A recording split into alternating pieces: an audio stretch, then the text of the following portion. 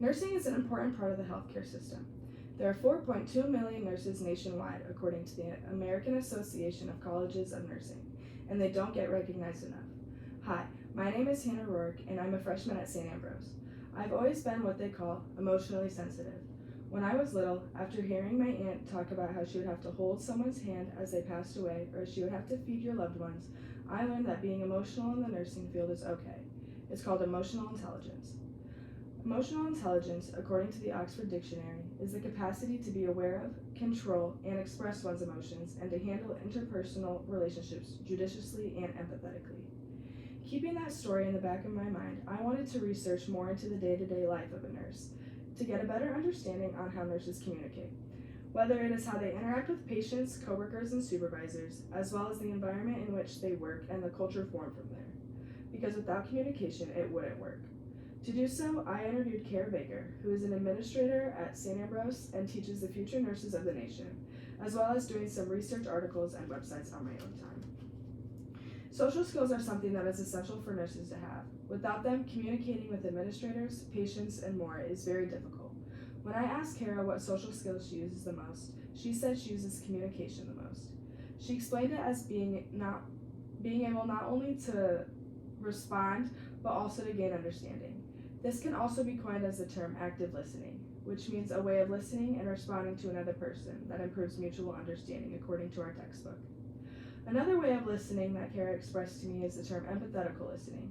She defined it as not judging, not fixing, but sometimes helping others understand and come to their own conclusions. In basic terms, empathy is the ability to understand and share the feelings of another. We can feel this amongst our loved ones or closest friends.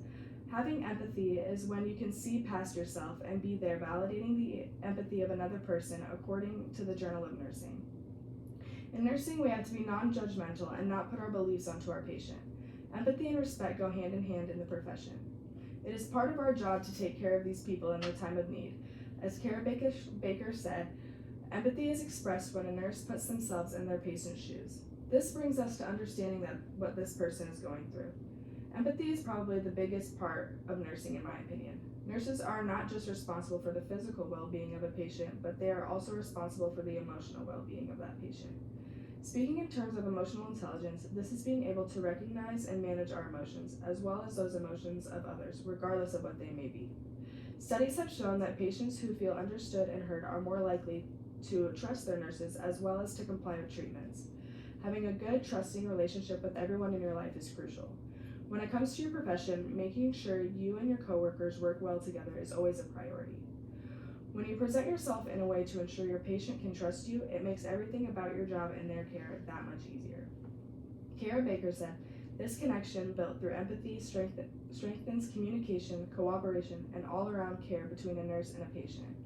Being empathetic towards your patient gives you the opportunity to open their minds up to cooperating with you. At the end of his or her care, you'll both be satisfied with the work and care done." Now, emotional intelligence isn't always something that is used to improve communication and relationships with others.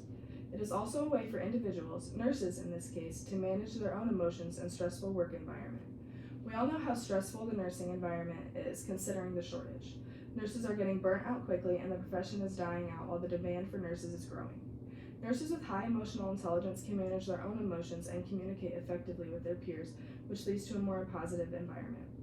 Ways to develop emotional intelligence are a few, such as practicing self-awareness, self-regulation, empathy, motivation, and social skills through practicing ways to improve your understanding, such as reflection, training, learning, and as Kara Baker uses, the PAUSE method. The PAUSE method is P for pay attention to my body, thoughts, and feelings. This would be like what happens to my body when I get angry. The A is assess what is activating me, understand the roots of my feelings, or why are my feelings being activated. The U, what values of mine are being challenged. The S stands for set boundaries, separate, and ensure safety. So if you are not able to show up in dignity and respect, be able to step away. E is for empathize. Empathize with those involved because everyone deserves respect.